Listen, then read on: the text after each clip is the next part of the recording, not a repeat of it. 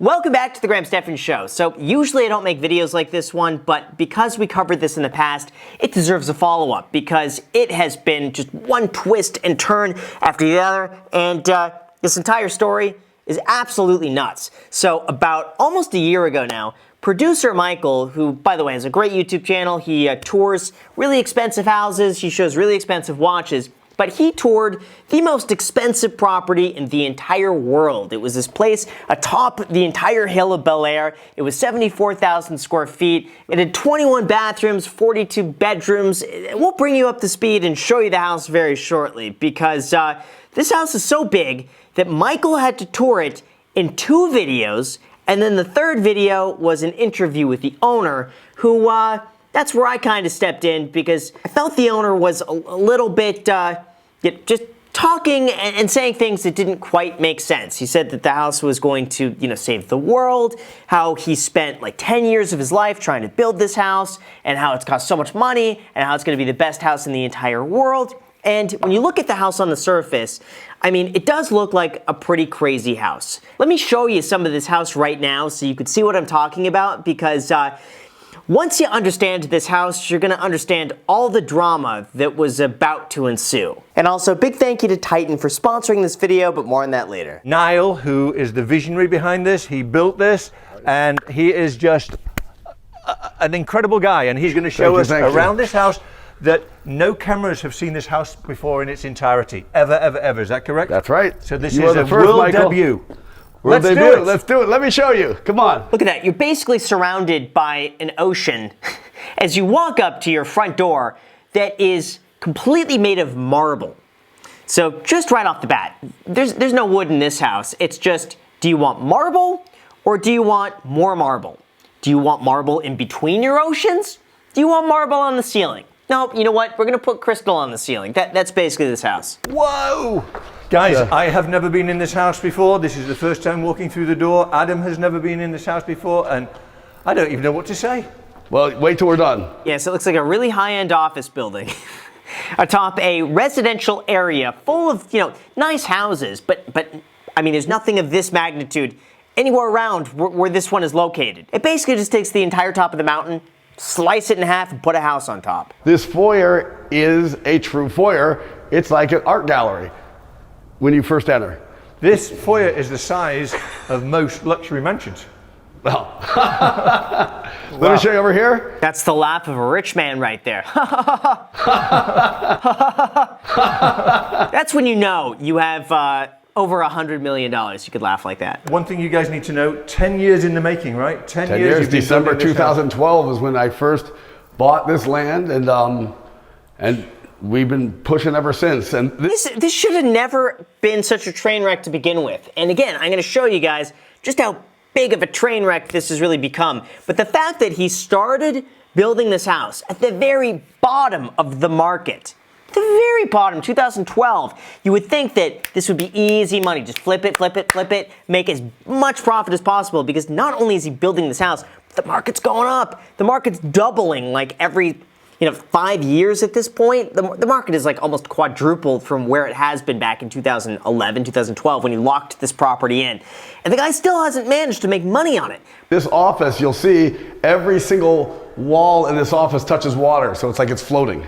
This is just incredible. Look at the height of this. I'm 6'2". How high are these ceilings now? They're probably 24 feet just in the office, but the higher spaces are higher, and all of the built-ins are from Italy. Hand-rubbed lacquer, all shipped from different parts of Italy. I could have said that was IKEA. I'd have no clue. I bet a lot of people don't even know the difference. IKEA is good quality. They're good quality for what it is, and a lot of times, looks the same. And the view today is a lot of overcast, but still, the thing that is crazy about this house, there's so many crazy, beautiful things, but one of them is I have a backyard with a view of the entire LA basin and the ocean and 1 acre of usable space, which does not happen anywhere. See, that's a selling point. I feel like whoever's buying this house wants the land. They don't care so much about the house. They want the acre of flat land overlooking everything in Los Angeles and that view. That's it. The house itself is really just for loan purposes, just so a bank would say, oh, okay, there's a structure on there, let's give that a loan. So in order to have this free view to the city, we had to put the glass below, which we'll go to. But so below, we have probably the world's most expensive running track. You know what I have to say before we go into that? Here is a $100 bill that I have just pulled out from my mouth. With this, you could buy 19 Big Macs, 28 naked chalupas, 31 cups of Starbucks coffee, or you could invest your money with Titan and potentially grow this to a lot more. Titan is a first-of-its-kind investing platform that has a dedicated team of expert investors who study the market, constantly monitor your asset allocation, and manage your portfolio without any additional work on your end. Titan lets you choose between 3 equity portfolios and even America's first ever actively managed crypto portfolio. And from there, you'll have no lockups, no gimmicks, and no robots. Then once you choose your portfolio, you'll get audio, written, and even video updates showing you exactly how your money is being managed. They're also backed by investors like Will Smith, Odell Beckham Jr., Kevin Durant, and even Jared Leto. Remember this $100 bill? Well, that's all you need to get started investing the smart way with Titan. And right now, if you use my link in the description or go to titan.com/Graham, you'll get your first 3 months of investment management for 0 fees. That's titan.com/Graham for 3 months of 0 fees. And now with that said, let's get back to the video. This is going to be a first. I never walk on grass. This is real grass, and I'm going to walk on it. Why, are you scared of grass? No, I don't want to get dirt into the beautiful white don't worry. floors. There you go. That's an odd flex. I never walk on grass. What? Michael, come on. You gotta walk on grass. It's okay. This is the family room. This is one of the many, many, many kitchens, but we have a main kitchen at the lower level, So this like a is restaurant. not the main kitchen? No, this is probably no one will ever use. But it does have very cool things, like it has a top brewer here. I love how that's the kitchen that nobody's gonna use. It's the show kitchen. You have a show kitchen just so that you appear to be a normal functioning human being who eats food, but in actuality, this is just a facade because there's another kitchen that the staff uses to bring you the food that's cooked. So this is the entrance from the street to the nightclub. So if you want to have an event only not in your house, you could have valet from the street. They'll come up here, and then I'll show you the nightclub. This is the craziest part about this house is the nightclub. That's right. If you guys want to host your own One Oak at your house in Bel Air at the top of a mountain, you could do that. You could charge money. You could house hack it. You could have them pay some of your mortgage. By the way, you know what'd be funny?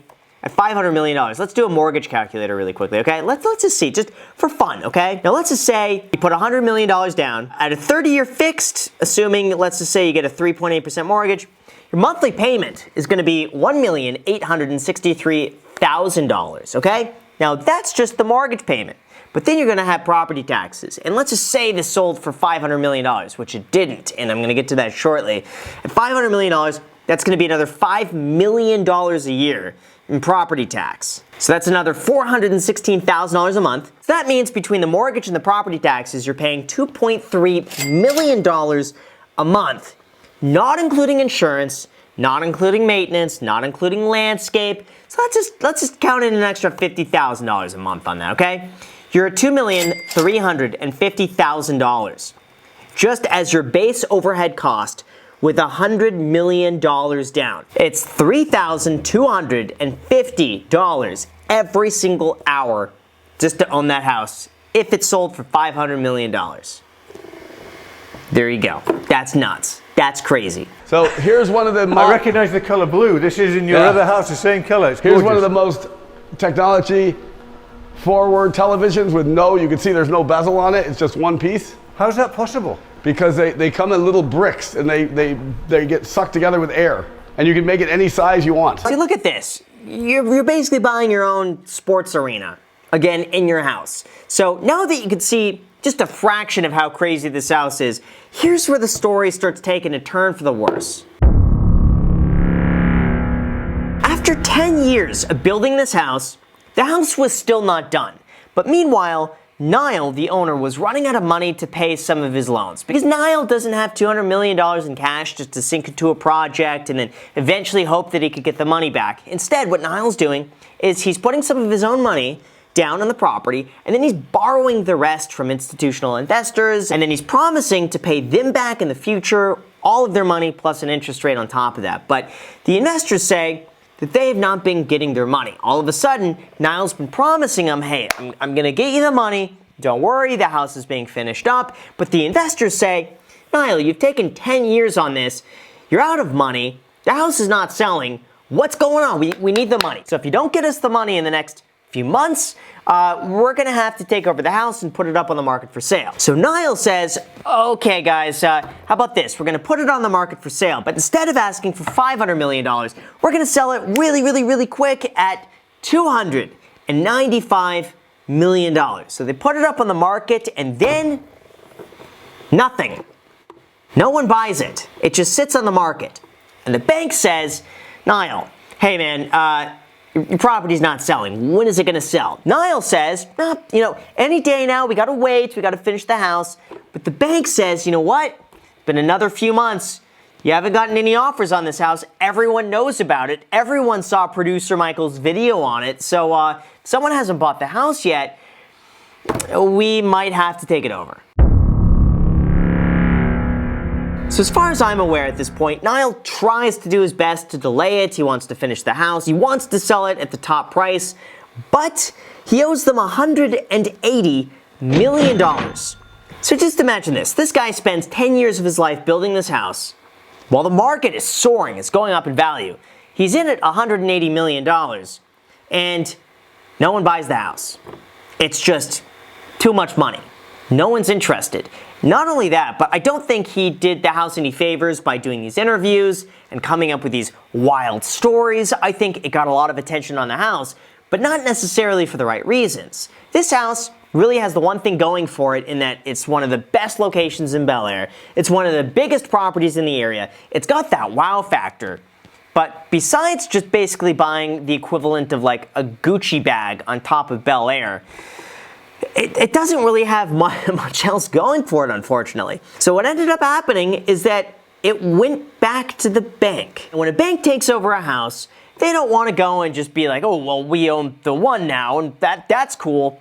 The bank wants to get their money back. The bank's goal in all of this is to simply try to break even in this point. I think by now they've probably realized the property's not worth that much. They're best off just, cutting their losses and moving on to something else. They enlisted the help of concierge auctions to put the house up and then just see who bids on it with no reserve whatsoever. So what's crazy is that, hypothetically speaking, if they put this house at auction and no one's really that interested, it could have sold for like $100 grand. I mean, we all know it's not going to with the level of publicity, but they took a major risk that they might not get anywhere close to the amount of money that they need to break even on this, and they didn't.